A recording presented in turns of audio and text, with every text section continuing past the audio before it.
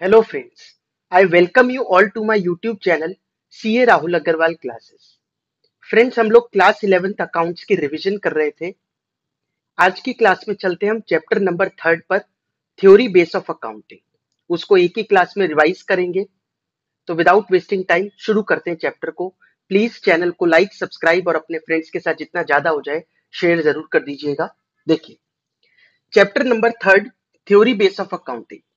वैसे बेसिकली इस चैप्टर में दो ही चीजें हैं, एक तो फंडामेंटल अकाउंटिंग एजम्पशंस और प्रिंसिपल्स ऑफ अकाउंटिंग। मेजरली यही दो चीजें हैं। तो पहले बात करते हैं फंडामेंटल अकाउंटिंग एजम्पशंस की। तीन फंडामेंटल अकाउंटिंग एजम्पशंस होती हैं। कौन कौन सी है? गोइंग कंसर्न, कंसिस्टेंसी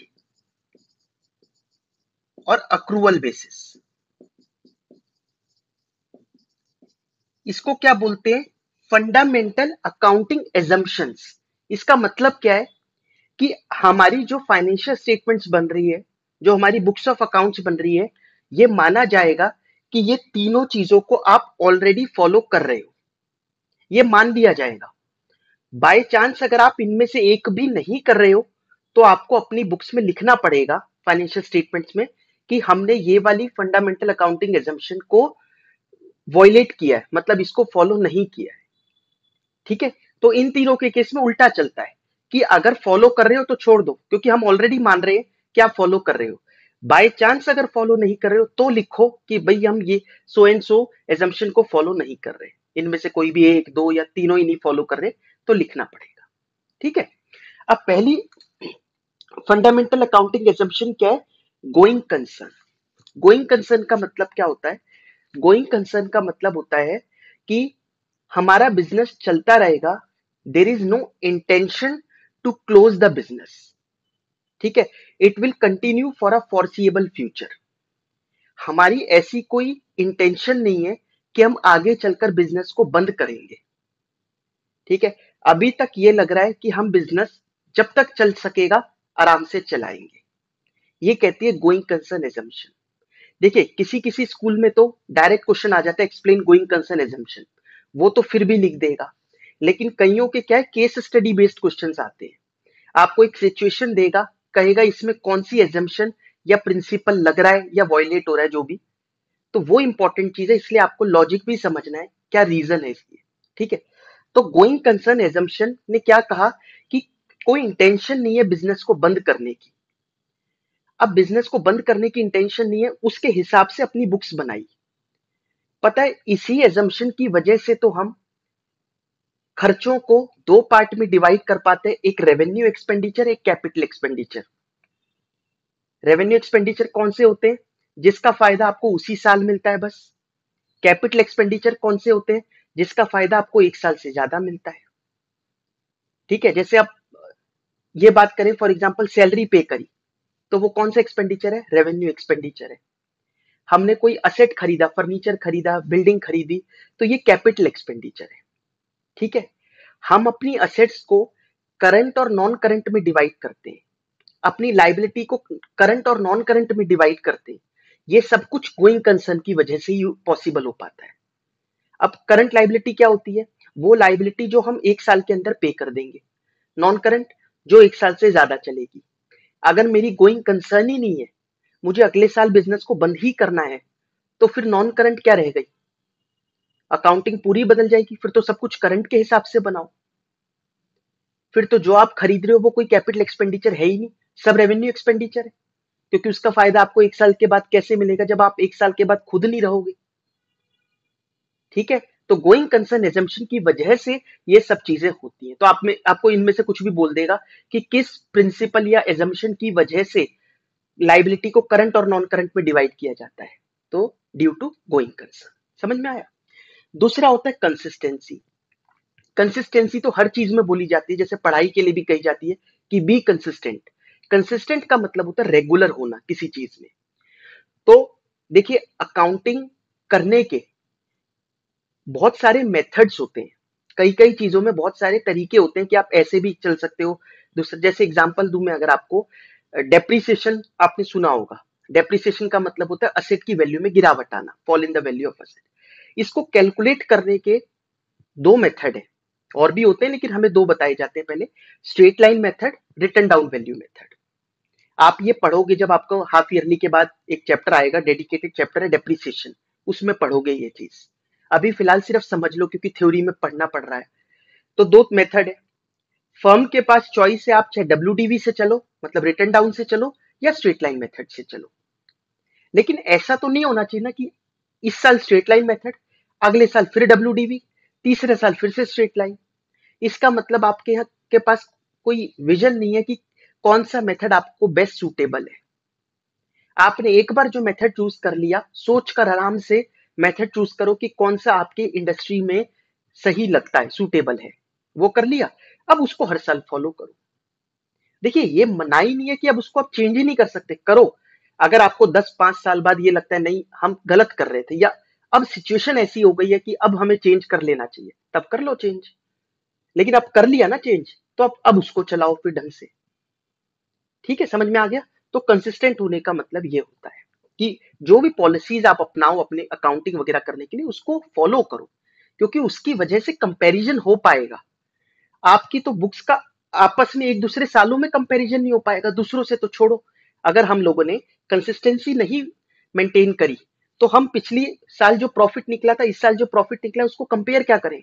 हम कहेंगे पिछले बार तरीके अलग थे, इस बार तरीके अलग है, क्या कंपेयर करेंगे हम, है ना? तो इसलिए जरूरी होता है अक्रूवल बेसिस।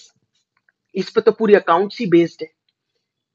अब पूरी डबल एंट्री सिस्टम की जो अकाउंटिंग है वो किस पे होनी चाहिए? अक्रूवल बेसिस पे। अक्रूवल बेसिस क्या कहता है कि रिसीव हुआ या नहीं हुआ, पे हुआ या नहीं हुआ, ये रेलेवेंट नहीं है। वो अगर खर्चा या इनकम उस पीरियड से पर्टेन करती है, मतलब ड्यू हो गई है, तो उसको रिकॉर्ड करना है आपको। ठीक है, ड्यू बेसिस पर रिकॉर्ड करना है। जैसे अगर 12 महीने हैं, 12 महीने में आपने 10 ही महीने की सैलरी पे करी, लेकिन 2 महीने और काम कर तो लिया ही आपके एम्प्लॉयज ने, तो उनका हक तो हो ही गया सैलरी पे, तो भी आपको रिकॉर्ड करना है। ये अक्रूवल बेसिस कहता है, वेदर यू हैव पेड और नॉट। जैसे क्रेडिट पर सेल करते हैं, तो डेटर्स को हम लोग बुक्स में पहले ही रिकॉर्ड कर लेते हैं, सेल को पहले ही मान लेते हैं, अक्रूवल बेसिस है। पैसा तो उसने नहीं दिया, बट वो मैटर नहीं करता, आपने सेल कर दी तो आप उसका हक तो हो ही गया, पैसे तो उसको लीगली देने ही चाहिए।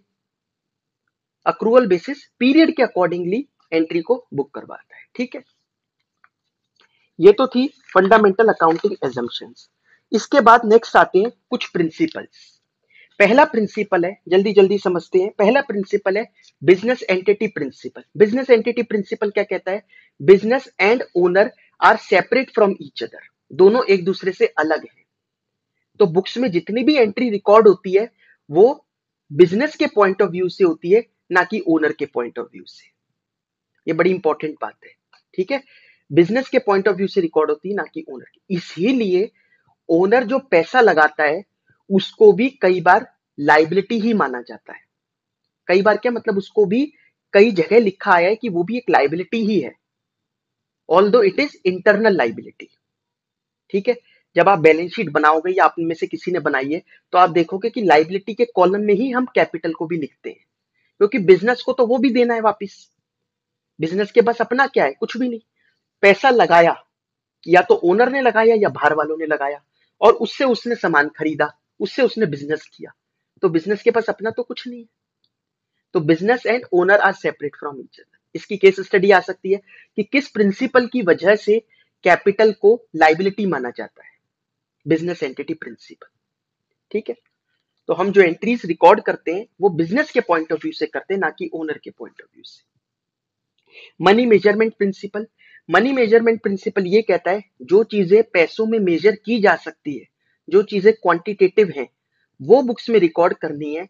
जो चीजें पैसों में मेजर नहीं हो सकती वो रिकॉर्ड नहीं करनी।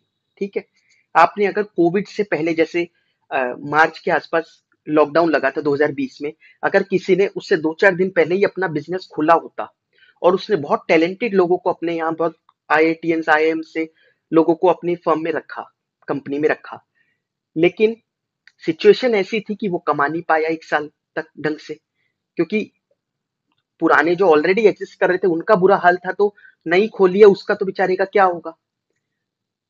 लेकिन क्या वो ये चीज दिखा सकता है अपनी बुक्स में कि नहीं वैसे तो मेरे सारा स्टाफ बहुत टैलेंटेड है, बहुत क्वालिफाइड है, हाईली क्वालिफाइड है, ये सब तो नहीं दिखा सकता ना। मनी में जो चीज मेजर की जा सकती है, भाई इनकम दिखाओ कितनी हुई एग्जैक्टली, कौन कैसा है वो बात छोड़ो, ठीक है। तो जो चीजें पैसों में मेजर की जा सकती है वो रिकॉर्ड होगी। तीसरा होता है accounting period principle. Accounting period principle कहता है कि अब गोइंग कंसर्न ने क्या कहा, बिजनेस चलता रहेगा हमेशा।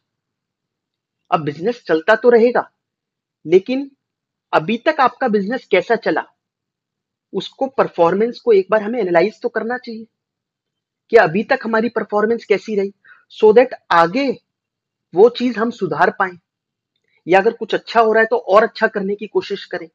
इंप्रूवमेंट तो हमेशा होती ही चाहिए। तो उसके लिए है अकाउंटिंग पीरियड। ये कहता है बिजनेस की लाइफ को स्प्लिट करना चाहिए पीरियड्स में, और जनरली वो स्प्लिट किया जाता है 1 साल। 1 साल बाद आप अपनी बुक्स को क्लोज करो, अपनी बुक्स को क्लोज करो और कैलकुलेट करो कि अभी तक प्रॉफिट या लॉस कितना हुआ, और उसके को जज करो, फिर एनालाइज करो। फिर तो उसके ऊपर बहुत चीजें होती है, रिपोर्ट्स बनती हैं कि ये प्रॉफिट जो हमारा टारगेटेड था उतना आया या नहीं आया। परफॉर्मेंस जज करने के लिए कि अभी तक कैसा चल रहे थे हम, अपनी अकाउंटिंग लाइफ को स्प्लिट किया जाता है पीरियड्स में, और जनरली वो पीरियड 1 साल होता है।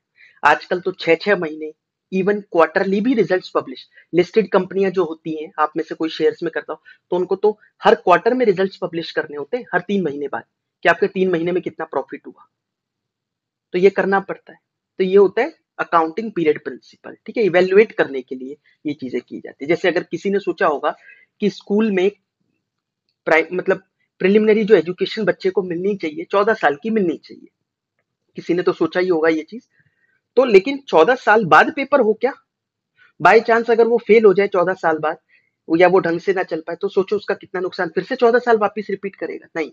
तो 14 सालों को डिवाइड किया 1-1 साल में, 14 अलग अलग क्लासेस बनाई, फिर उसमें भी हाफ ईयरली होते हैं, उसमें भी फिर यूनिट टेस्ट होते हैं। ये सब तरीका है स्प्लिट करके अभी तक की परफॉर्मेंस को इवेल्युएट करने का। नेक्स्ट होता है full disclosure principle. Full disclosure क्या कहता है, सब कुछ डिस्क्लोज करना है। जो भी इंटरेस्टेड यूजर्स हैं हमारे फाइनेंशियल स्टेटमेंट के, उनसे कोई भी चीज छुपानी नहीं है। क्या चीज नहीं छुपानी है, जो हमें लगता हो कि इंटरेस्टेड यूजर्स के काम की है, और उनका जो डिसीजन है इन्वेस्ट करने का या ना करने का, वो उससे इन्फ्लुएंस हो सकता है, ठीक है। कोई भी चीज हमें छुपानी नहीं है अपने इंटरेस्टेड यूजर से। Full disclosure. मटीरियलिटी प्रिंसिपल क्या कहता है, मटीरियलिटी और फुल डिस्क्लोजर में कई बार लोगों को कंफ्यूजन होती है कि ये तो कॉन्ट्राडिक्ट कर रहे हैं आपस में, बट ऐसा नहीं है।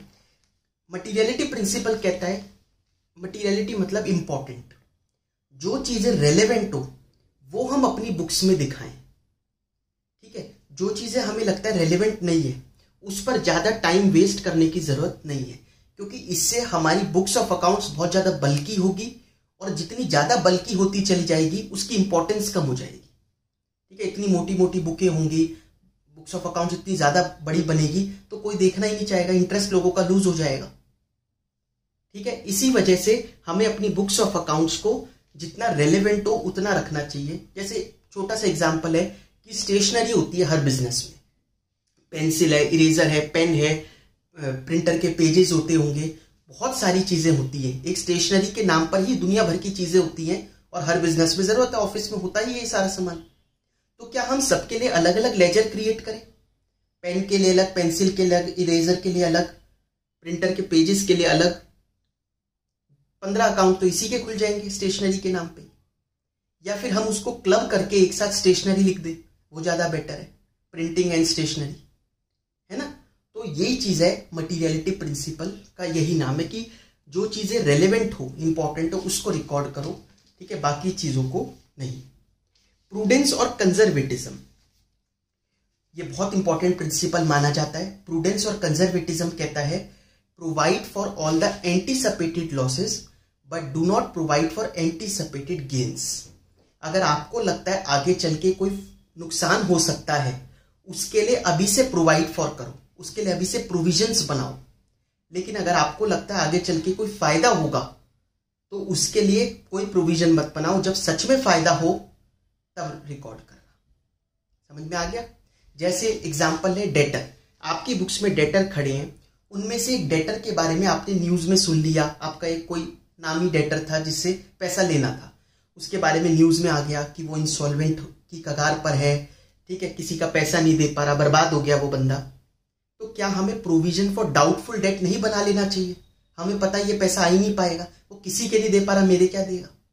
और हो सकता है आपकी कम्युनिकेशन भी ऐसी हुई हो, तो वो कह रहा हो देखते हैं यार, देखते हैं, तो कंफ्यूजन लग रही है आपको, तो एंटीसिपेट कर लिया आपने कि लॉस है, तो अभी से प्रोवाइड फॉर करना चाहिए। लेकिन अगर आपको लगता है कोई कॉन्ट्रैक्ट हमें मिलने वाला है, ठीक है, ये बंदा तो कॉन्ट्रैक्ट हमें ही देगा कोई, और हमें इससे 1 करोड़ का फायदा होगा, क्या वो 1 करोड़ का फायदा बुक्स में लिख के बैठ जाए अभी हम, जब तक काम ना मिले हाथ में? कितनी ही श्योरिटी हो आपको, जब तक सच में आपको हाथ में काम नहीं मिल जाता तब तक रिकॉर्ड करने की जरूरत नहीं है। समझ में आई बात? नेक्स्ट होता है historical cost principle. Historical cost principle कहता है जो भी हम असेट्स वगैरह परचेज करते हैं उसको हिस्टोरिकल कॉस्ट पर, मतलब कॉस्ट ऑफ एक्विजिशन, जितने में एक्वायर किया उस पर रिकॉर्ड करो और अब उसके ऊपर डेप्रिसिएशन लगाओ। मार्केट में तो वैल्यू रोज चेंज होएगी, कब तक एक आदमी यही बैठा रहेगा देख के कि आज उसकी वैल्यू कितनी है, आज उसकी वैल्यू कितनी है? नहीं, आपने जिस कॉस्ट पर खरीदा उस कॉस्ट पर अपनी बुक्स ऑफ अकाउंट्स में असेट्स को रिकॉर्ड करो, ठीक है, उसी को बेस लेकर चलना है। मार्केट वैल्यू चेंज होती है, होती रहे, वो हमारे लिए फर्क नहीं पड़ता। मैचिंग प्रिंसिपल, मैचिंग प्रिंसिपल बहुत इंपॉर्टेंट है। मैचिंग प्रिंसिपल कहता है कि जो भी आपने इनकम रिकॉग्नाइज की है उससे रिलेटेड ही खर्चे आने चाहिए, ठीक है। जैसे मैं आपको एक एग्जांपल दूं, हमने 1000 यूनिट्स परचेज करे 10-10 रुपए के, उसमें से 400 यूनिट बेच दिए 20 रुपए के या 15 रुपए के। समझ रहे हो बात को? 1000 यूनिट खरीदे 10-10 रुपए के, आपके कितने रुपए लगे? 10,000 रुपए। आपने बेचे कितने अभी तक इस साल? 400, 15 इंटू 4, 6,000 रुपए। 6,000 रुपए की आपकी कमाई हुई। तो आप तो हो सकता है किसी को लगे ये तो 4,000 का लॉस आ गया। मैचिंग प्रिंसिपल यही सिखाता है, नहीं, आपने इनकम कितनों की लिखी? 400 यूनिट की, तो खर्चा भी कितने यूनिट्स का रिकॉर्ड करना है? 400 यूनिट का, ना कि पूरे 1000 का। ये होता है मैचिंग प्रिंसिपल, ठीक है भाई। 600 यूनिट खराब थोड़ी ना हो गए, अगले साल बेच दोगे, इस साल बच गए तो उसका खर्चा अभी से क्यों लिख रहे हो? जब बेचोगे तब लिखना। समझ में आ गया matching principle? Dual aspect, dual aspect क्या होता है? Every entry has double impact. जैसे अकाउंटिंग इक्वेशन में कहते हैं asset equal to liability plus capital, तो वो हमेशा मैच करेगा। अगर असेट में कोई फर्क आ रहा है तो लायबिलिटी प्लस कैपिटल में भी आएगा। और जिसने जर्नल एंट्रीज पढ़ ली हैं उसके लिए मैं वहां से बता देता हूं, जर्नल एंट्री डेबिट और क्रेडिट, तो debit is always equal to credit. जितने का डेबिट हो रहा है उतना ही क्रेडिट भी होगा, ठीक है। हर एंट्री का डबल इंपैक्ट होता है, उतने से ही वो डेबिट होती है, उतने से ही क्रेडिट भी होती है। Revenue recognition concept, revenue recognition concept कहता है रेवेन्यू आपको कब रिकॉग्नाइज करने हैं? जब आपका उस पर हक हो जाए तब रिकॉग्नाइज करना चाहिए, ठीक है।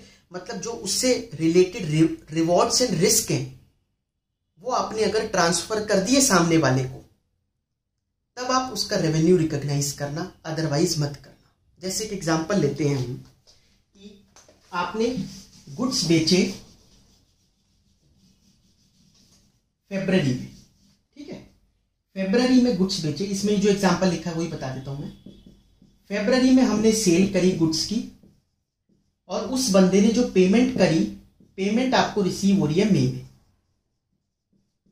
सामने वाले ने हमें मई में पैसे दिए। हमें बुक्स में इनकम कब रिकॉग्नाइज करनी चाहिए? We should recognise the income in February, because sale कर दी, आप लीगली हकदार हो गए पैसे के। कुछ नहीं होता तो आप लड़ सकते हो कोर्ट में जाके कि ये पैसे तो उसको देने ही पड़ेंगे मेरे, है ना। तो आप लीगली आपका हक बन गया जब आपने गुड सेल करे, उससे रिलेटेड रिवॉर्ड्स एंड रिस्क आपने ट्रांसफर कर दिए। उल्टा केस हो तो, उल्टा केस क्या हो सकता है? फरवरी में आपको अमाउंट रिसीव हुआ, अमाउंट मतलब एक ऑर्डर रिसीव हुआ। मई में